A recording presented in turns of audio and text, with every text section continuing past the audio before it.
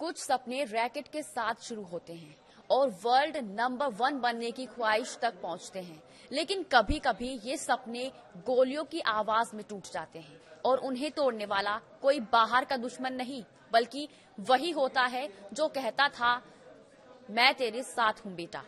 आखिर एक बाप अपनी बेटी को कैसे मार सकता है जिसके हर मैच में सबसे ज्यादा तालियां उसी ने बजाई हूँ, उसी ने उसकी जीत को हमेशा के लिए खामोश कर दिया।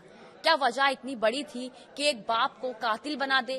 नमस्कार, स्वागत है आपका न्यूज 18 के डिजिटल प्लेटफॉर्म पर। मैं हूं आपके साथ ईशा खान।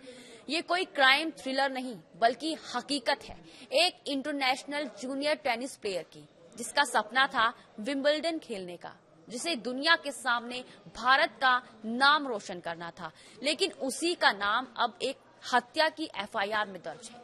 पीड़िता के तौर पर उसका कातिल और कोई नहीं, उसका अपना पिता था, राधिका यादव, जो महज 25 साल की थी, गुरुग्राम की रहने वाली, देश की जूनियर इंटरनेशनल टेनिस प्लेयर। उसका सपना था विंबलडन खेलना, उसका इरादा था भारत का नाम दुनिया में चमकाना। वो मेहनती थी, फोकस्ड थी और सबसे बड़ी बात, अपने पापा की लाडली मानी जाती थी। पर किसे पता था कि वही लाडली कभी अपने ही बाप के हाथों मारी जाएगी। राधिका यादव एक जूनियर इंटरनेशनल टेनिस प्लेयर, जिसने कम उम्र में वो मुकाम हासिल किया था जिसका सपना हर खिलाड़ी देखता है।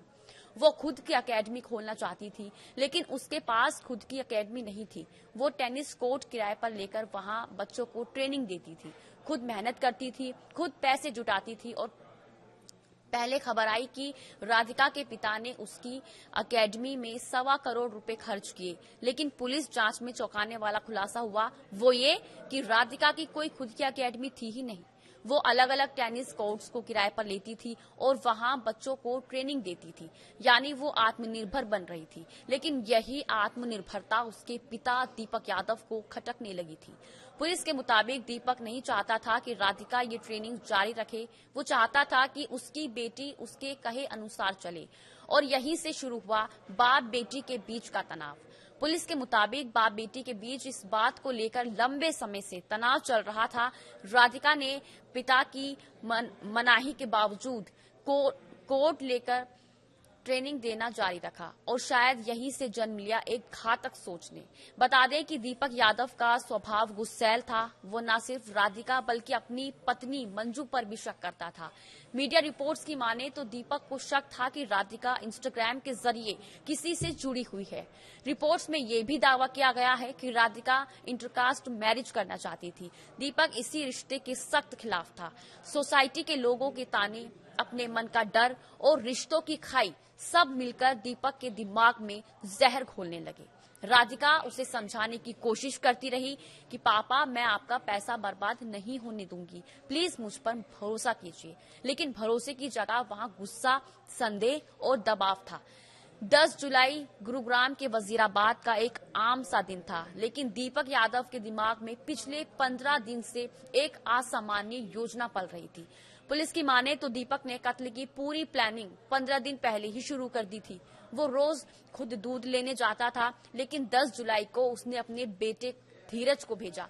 मकसद साफ था, घर में सिर्फ वो था और राधिका रहे। पुलिस और डॉक्टर्स की रिपोर्ट बताती है कि दीपक यादव ने अपनी लाइसेंसी रिवॉल्वर से राधिका पर 4 गोलियां चलाई। पहली गोली उसके कंधे पर लगी, बाकी 3 ने उसकी आंतों और दिल को चीर कर रख दिया। डॉक्टर्स का कहना है कि गोली लगने के 10 से 30 मिनट के अंदर उसकी मौत हो गई। हत्या के बाद दीपक यादव ने न सिर्फ शांत रहा, बल्कि अपनी गलती को स्वीकारते हुए लोगों से कहा, कन्या को मारकर पाप हो गया है, मुझे फांसी दिलवाओ। पुलिस रिमांड के दौरान भी उसने कहा, मैं 15 दिन से सोया नहीं था, बेचैन था। राधिका मुझे काउंसलिंग करती थी, कहती थी, डैड, मैं आपका पैसा बर्बाद नहीं होने दूंगी। वहीं राधिका का परिवार अब 2 टुकड़ों में बटा हुआ नजर आ रहा है। मां मंजू यादव ने पुलिस को बयान देने से इनकार कर दिया है। पहले पुलिस ने कहा मां मंजू वारदात के वक्त घर में नहीं थी। बाद में चाचा कुलदीप और जांच अधिकारी दोनों ने ही कहा कि मां मंजू यादव घर पर थी, लेकिन उन्होंने पुलिस से कहा मैं बीमार थी, मुझे कुछ नहीं पता। क्या वो वाकई कुछ नहीं जानती थी या फिर उस रसोई की चीखें उन्होंने भी सुनी थी? वही ताऊ विजय यादव का कहना है कि दीपक पछता रहा है, लेकिन क्यों मारा इसका जवाब आज तक नहीं दिया है। पड़ोसियों का दावा है कि राधिका इंटरकास्ट मैरिज करना चाहती थी और वही उसके पिता को मंजूर नहीं था। दीपक को शक था कि राधिका इंस्टाग्राम के जरिए किसी से जुड़ी हुई है। हत्या से एक दिन पहले राधिका की चैट से खुलासा हुआ है कि राधिका ने अपने कोच अजय यादव से चैट में कहा था, मैं अब घर छोड़ना चाहती हूँ, विदेश जाने की सोच रही हूँ। ग्राउंड्समैन संदीप से भी आखिरी मैसेज में लिखा है कि मैं कल आऊंगी।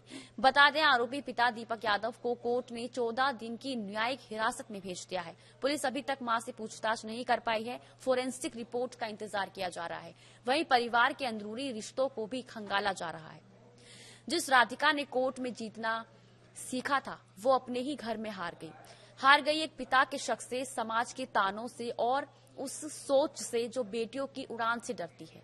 हम राधिका को नहीं बचा पाए, लेकिन अब भी वक्त है। हर बेटी को सिर्फ इज्जत नहीं, उसका सपना भी दीजिए, वरना अगली लाश एक और राधिका की होगी और हम फिर कहेंगे काश कुछ किया होता। इसी के साथ आज के लिए बस इतना ही। नमस्कार।